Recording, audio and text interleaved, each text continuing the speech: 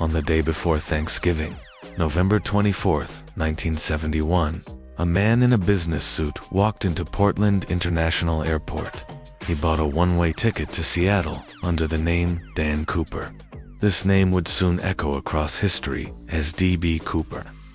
The alias mistakenly printed in newspapers and forever tied to one of the most audacious unsolved crimes in modern aviation. He looked completely normal, mid-40s, polite, carrying a briefcase, as he boarded Northwest Orient Airlines Flight 305. No one could have predicted they were about to become part of a decades-long mystery. Shortly after takeoff, Cooper handed a note to a flight attendant.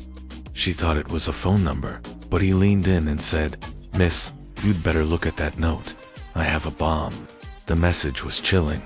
He claimed to have explosives and demanded $200,000 in cash and for parachutes.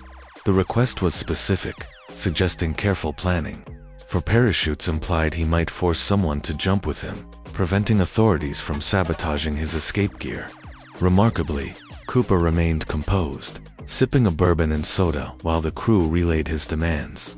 Meanwhile, the FBI scrambled to assemble the ransom money in $20 bills, photographing each one for tracking. When the plane landed in Seattle, the exchange unfolded with eerie precision. The money and parachutes were delivered, passengers were released unharmed, and Cooper issued new instructions. He ordered the pilots to fly toward Mexico City at 10,000 feet, slow speed, with the rear air stair lowered, a highly unusual configuration that only the Boeing 727 could accommodate. As the jet climbed back into the stormy night sky, Cooper prepared his escape. He tied the ransom money around his waist, strapped on a parachute, and somewhere around 8:13 p.m., over a remote stretch of wilderness near the Columbia River, he lowered the stairs and disappeared into the darkness. When the plane landed in Reno, he was gone. All he left behind was his clip-on tie, 2 parachutes, and a mystery that would haunt investigators for generations. The immediate question was terrifying. Did he survive the jump? The conditions were brutal: freezing temperatures, heavy rain, and dense forest. The FBI launched a massive search, but they found nothing. No parachute, no body, no money. The Bureau initiated what it called NORIAC, Northwest Hijacking and Investigation, that would eventually span decades and involve more than 800 suspects.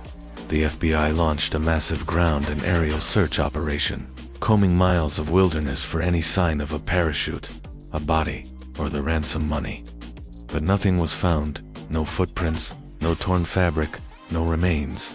The Bureau initiated what it internally called NORIAC, Northwest Hijacking, opening an investigation that would eventually span decades, involve more than 800 suspects, and generate thousands of pages of files. Investigators analyzed the tie Cooper left behind, collecting trace particles that hinted at exposure to rare metals like titanium and antimony, suggesting he may have worked in aerospace or manufacturing.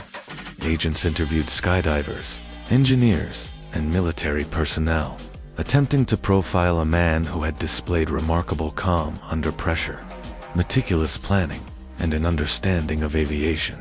The FBI expanded its suspect list, examining men across the country who fit the physical description, had skydiving experience, or exhibited suspicious behavior after the hijacking, but none could be conclusively tied to the evidence. Investigators analyzed the tie Cooper left behind. Trace particles of rare metals like titanium and antimony suggested he may have worked in aerospace or manufacturing. Deepening the intrigue, it implied a technical knowledge beyond that of an average criminal. Yet, despite all efforts, his identity remained elusive. As the media frenzy intensified, speculation exploded. Was he a disgruntled veteran? A corporate insider? A brilliant opportunist? The public became fascinated, transforming the case into a cultural legend. D.B. Cooper became the gentleman hijacker who harmed no one, outwitted authorities, and vanished into thin air. If he survived, he walked away with what would be over $1 million today, committing what many have called the perfect crime. Then, nearly a decade later, in 1980, A young boy digging along the Columbia River stumbled upon decaying bundles of $20 bills. They matched the serial numbers of Cooper's ransom money. This discovery reignited the investigation, but raised even more questions. The location didn't quite align with the flight path, suggesting the cash had moved over time, or he landed somewhere else entirely. Despite new searches, nothing else was ever found. D.B. Cooper remains the only skyjacker in American history who was never identified or captured. When the FBI officially closed its active investigation in 2016, it wasn't the end of the mystery, but an acknowledgement of its permanence. For 45 years, agents had chased thousands of leads. One of the most compelling suspects was Richard Floyd McCoy Jr., a former Army pilot who hijacked a similar plane months later, using nearly identical tactics, but physical descriptions and fingerprints didn't match. Another suspect, Kenneth Christensen, a former flight attendant with skydiving experience, drew attention after his brother claimed a deathbed confession. But again, forensic comparisons failed to produce a match. Then there was Robert Rackstraw, a Vietnam veteran with parachuting skills and a criminal history. His background seemed to align perfectly, but no direct evidence could link him to the hijacking. Forensic reanalysis of the tie decades later revealed microscopic particles of rare earth metals, suggesting he may have worked near Boeing facilities. This could explain his knowledge of the 727's rear air stair, a feature that made his mid-air escape possible. Yet, even this insight couldn't narrow the field enough. The discovery of the money in 1980 also introduced new puzzles. Only a portion was found, and none had entered circulation. Did he survive long enough to spend any of it? Survival experts have long debated whether the jump was even possible. Some argue he likely perished on impact or from exposure. Others counter that with skill and luck, survival was possible. This unresolved debate only fuels the myth. Without a body, both possibilities remain equally haunting. Over time, D.B. Cooper evolved from a criminal into a cultural icon, a symbol of rebellion who defied the system and vanished. While the FBI rightly maintains that hijacking is a serious crime, the public imagination has often romanticized him. His disappearance represents something rare in our modern world, a mystery that resists resolution. Advances like DNA testing have offered glimmers of hope. Partial DNA profiles were extracted from the tie, but contamination and poor sample quality have prevented a definitive match.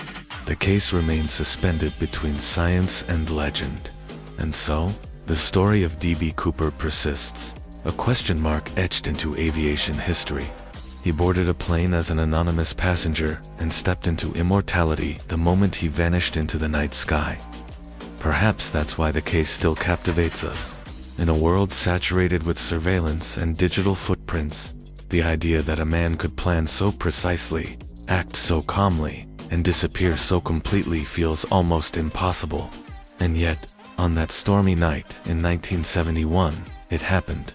It left behind a clip-on tie, a missing fortune, and a mystery that endures, asking us whether the perfect crime truly exists, or if somewhere, beneath the forests of Washington, the answer has been waiting all along. Subscribe to Criminal Verse, where every crime hides a story.